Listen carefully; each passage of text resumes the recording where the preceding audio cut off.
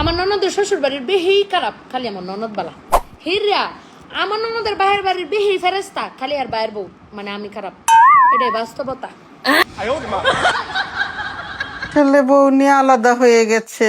ছেলেটা এখন বিয়ের পর থেকে বউর কথায় উঠে আর বসে, আমার কথা শুনে না। বউ মনে হয় তাবিজ করছে, নাহলে এত কেন বউর কথায় উঠে আর বসে। আলাদা থাকুক, ভালোই থাকুক, আমার দেখা লাগবে না, আমাকে জন্য আমি আছি। হ্যাঁ আপা, আমার জামাইটা যা ভালো, মেয়ের সুখের জন্য আলাদা ফ্ল্যাট নিয়েছে, সুন্দর করে সুখে শান্তিতে থাকছে। আমাকে বারবার ডাকছে যে আম্মা আসেন, আম্মা আসেন। জামাই পেয়েছি ভালো, ভাগ্য করে। বাবা মা হয়েছেন ভালো কথা, তাই বলে সন্তানের প্রতি জুলুম করার অধিকার তাদের নাই।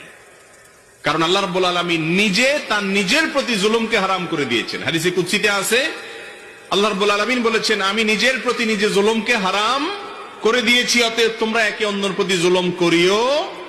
কোনো মা যদি বুঝতে পারে তার ছেলে তার বউয়ের থেকে তার মাকে বেশি ভালোবাসে, তাকে বেশি বিশ্বাস করে, তাকে বেশি গুরুত্ব দেয়, তাহলে একটা কথা মিলিয়ে নিবেন, সেই ছেলের সংসার কখনোই সুখের হবে না। কারণ মা তো এটা ভালো করেই জানে তার ছেলে তার প্রতি দুর্বল, আর এই দুর্বলতাকে পুঁজি করেই বউয়ের নামে তার কাছে বদনাম করে।